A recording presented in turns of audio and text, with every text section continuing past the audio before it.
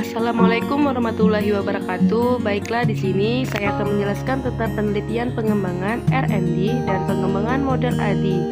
Disusun oleh saya sendiri, Priscilla Kardisa, NIM 180341010, dosen pengampu Ayin Arsisari MPD, Prodi Pendidikan Matematika semester 5, kelas A mata kuliah Metodologi Penelitian. Apa sih penelitian pengembangan itu? Mari kita simak. Penelitian pengembangan atau research development R&D sering diartikan sebagai suatu proses atau langkah-langkah untuk mengembangkan suatu produk baru atau menyempurnakan produk yang telah ada. Yang dimaksud dengan produk dalam konteks ini adalah tidak selalu berbentuk hardware, buku, modul, alat bantu pembelajaran di kelas dan laboratorium, tetapi bisa juga perangkat lunak, software seperti program untuk pengolahan data, pembelajaran di kelas, perpustakaan atau laboratorium, atau model-model pendidikan, pembelajaran pelatihan, bimbingan, evaluasi, manajemen, dan lain-lain.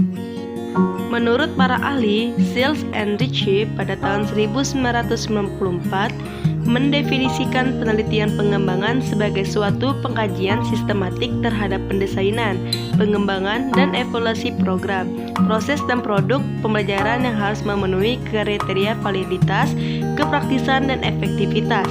Sedangkan Bloom pada tahun 1999 menambahkan kriteria dapat menunjukkan nilai tambah selain ketiga kriteria tersebut.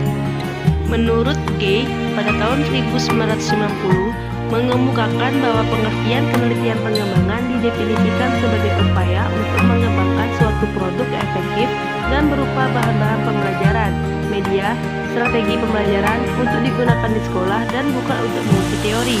Langkah-langkah penelitian pengembangan. Yang pertama yaitu potensi dan masalah.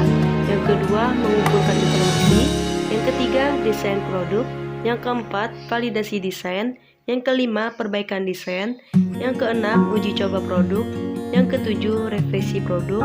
Yang kedelapan, uji coba pemakaian. Yang kesembilan, revisi produk lanjut. Dan yang kesepuluh yaitu pembuatan produk massal. Nah, baiklah, di sini akan saya jelaskan tentang model pengembangan ADI, yang dimana model pengembangan ADI merupakan model desain pembelajaran yang berlandaskan pada pendekatan sistem yang efektif dan efisien serta prosesnya yang bersifat interaktif, yakni hasil evaluasi setiap fase dapat membawa pengembangan pembelajaran ke fase selanjutnya. Hasil akhir dari suatu fase merupakan produk awal bagi fase berikutnya. Model ini terdiri atas 5 fase atau tahap utama, yaitu yang pertama analisis, yang kedua desain, yang ketiga pengembangan, yang keempat implementasi, dan yang kelima yaitu evaluasi. Nah, di sini ada langkah-langkah ADI yang dimana ada 5 langkah-langkah. Yang pertama yaitu analisis. Analisis merupakan tahap pertama yang harus dilakukan oleh seorang pengembangan pembelajaran. Nah, yang kedua yaitu desain, yang dimana desain merupakan langkah kedua dari model desain sistem pembelajaran ADI.